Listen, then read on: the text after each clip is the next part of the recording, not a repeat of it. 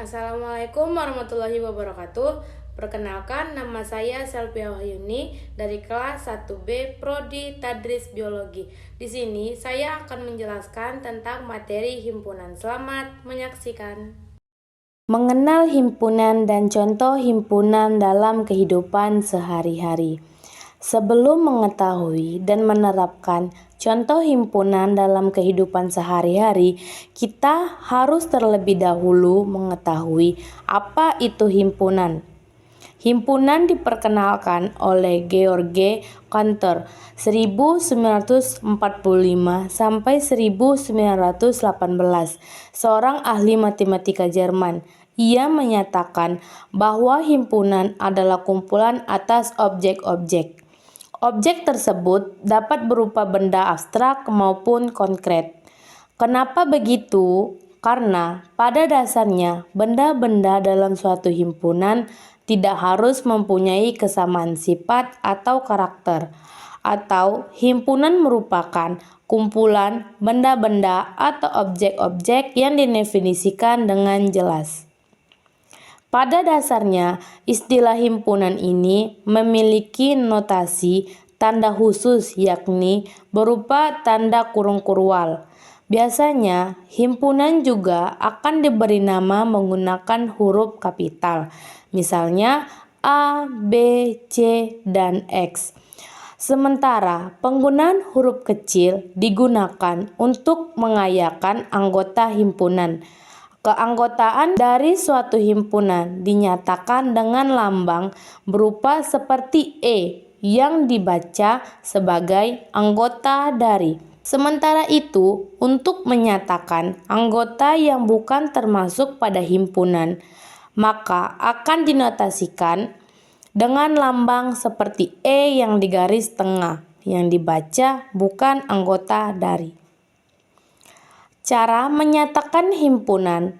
Menurut teori himpunan, terdapat 3 cara yang dapat digunakan untuk menyatakan himpunan, yakni berupa tabulasi, notasi pembentuk himpunan, dan dengan menyebutkan syarat keanggotaannya.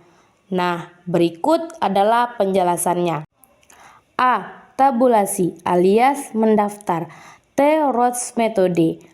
Melalui metode ini, nantinya kita diharuskan untuk menyebutkan atau mendaftarkan anggota-anggota himpunan satu persatu.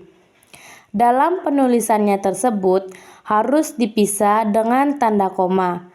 Perlu diketahui bahwa dalam penulisan anggota himpunan ini harus jelas dan tidak boleh ada yang berulang. Misalnya A, B, C, D, D, D. Lalu B dengan notasi pembentuk himpunan T. Rule metode. Melalui metode ini, nantinya anggota himpunan akan dinyatakan dengan variabel pengganti atau pengubah, yang kemudian diikuti dengan tanda garis dan dilanjutkan dengan menyebutkan sifat atau ciri dari unsur himpunan tersebut. C. Dengan menyebutkan syarat keanggotaannya. Melalui metode ini, nantinya anggota himpunan akan dinyatakan dengan cara deskripsi.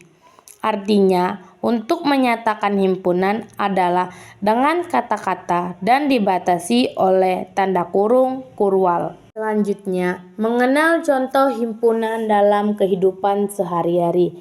Nah, pada gambar yang pertama ini ada makanan kaleng pada supermarket. Nah, udah terlihat jelas kan bahwa di sini kalengnya tersusun rapi sesuai dengan jenis makanan dan warna pada kaleng tersebut. Pada contoh gambar yang kedua ini adalah susunan-susunan sayuran pada supermarket. Nah, sudah terlihat jelas kan di sini bahwa susunan pada sayuran tersebut dikelompokkan sesuai dengan jenis sayurannya, yang ada seperti sayur kol, wortel, dan lain sebagainya, dikelompokkan berdasar jenis sayuran dan warnanya. Lalu, contoh yang ketiga adalah baju-baju yang tertata rapi pada mall. Nah, teman-teman udah pasti pernah ya ke mall dan melihat toko baju pada mall. Di situ sudah terlihat bahwa hijabnya tersusun rapi sesuai warna dan motif. Begitu pula dengan baju-baju yang di mall. Lalu, contoh yang keempat adalah susunan minuman-minuman pada supermarket. Nah, susunan minuman-minuman tersebut ini sama seperti halnya pada susunan makanan kaleng tadi.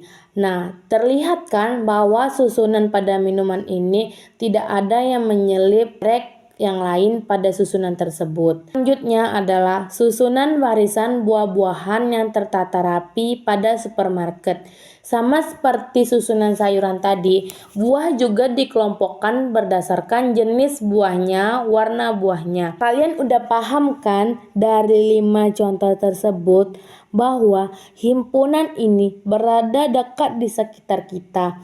Bahkan kita selalu bisa dapat merasakan dan melihat himpunan tersebut. Selanjutnya, kita masuk pada contoh himpunan. Contoh himpunan pertama adalah himpunan semesta.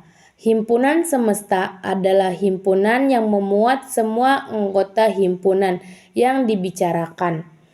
Contoh yang pertama, 3, 5, 7. Himpunan semestanya adalah bilangan ganjil, bilangan prima, dan bilangan asli. Kenapa demikian? Karena 3, 5, 7 adalah bilangan ganjil. Lalu 3, 5, 7 juga adalah bilangan prima.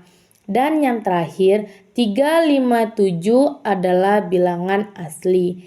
Nah, 3, 5, 7 ini bisa disebut himpunan semesta. Contoh yang kedua yaitu ada burung, ayam, dan bebek. Himpunan semestanya adalah hewan berkaki 2, hewan bertelur, dan hewan peliharaan.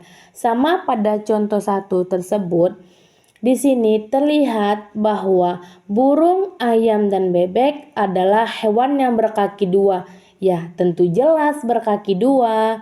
Lalu, hewan bertelur. Ya, jelas karena cara perkembangbiakan burung, ayam, dan bebek ya dengan bertelur. Lalu yang terakhir adalah hewan peliharaan. Ya, karena burung, ayam, dan bebek ya menjadi peliharaan. Lalu, contoh himpunan yang kedua yaitu himpunan kosong. Himpunan kosong adalah himpunan yang tidak mempunyai anggota. Dapat ditulis dengan simbol kurwal yang tidak ada isinya atau 0 yang digaris tengahi. Contoh himpunan kosong adalah pertama, himpunan bilangan ganjil yang habis dibagi 2. Sesuai dengan kalimat tersebut, kita sudah paham bahwa bilangan ganjil habis dibagi 2 itu tidak ada. Nah, berarti pernyataan pertama ini adalah himpunan kosong. Lalu contoh kedua yaitu himpunan nama-nama hari dalam seminggu yang diawali huruf B. Nah, jelaskan pada dari hari Senin sampai hari Minggu jelas tidak ada nama-nama hari yang dinyatakan awalan hurufnya menggunakan huruf B. Nah, pernyataan kedua ini adalah himpunan kosong.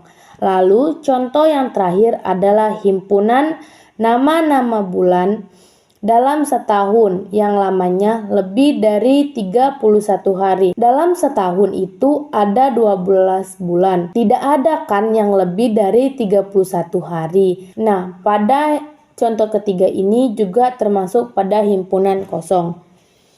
Lalu contoh himpunan terakhir yaitu himpunan bagian. Himpunan A merupakan bagian dari B bila setiap anggota A menjadi anggota B dengan notasi seperti di bawah.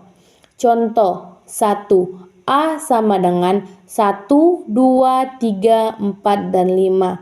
B. Anggota A yang genap. C. Anggota A yang merupakan bilangan prima. Nah, pada contoh tadi yang sudah saya sebutkan adalah yang pertama, B. Anggota A yang genap. Berarti B mencari pada A yaitu anggota A yang genap. Berarti B 2 dan 4. Lalu C-nya anggota A yang lebih dari 3. Yang lebih dari 3 adalah 4 dan 5. Lalu yang terakhir adalah anggota A yang merupakan bilangan prima genap. Nah, bilangan prima genap itu yang terdapat pada anggota A yaitu 2. Terlihat jelas kan bahwa B merupakan himpunan bagian dari A. Lalu C juga merupakan himpunan bagian dari A. D juga merupakan himpunan bagian dari A. Dan D adalah himpunan bagian dari B.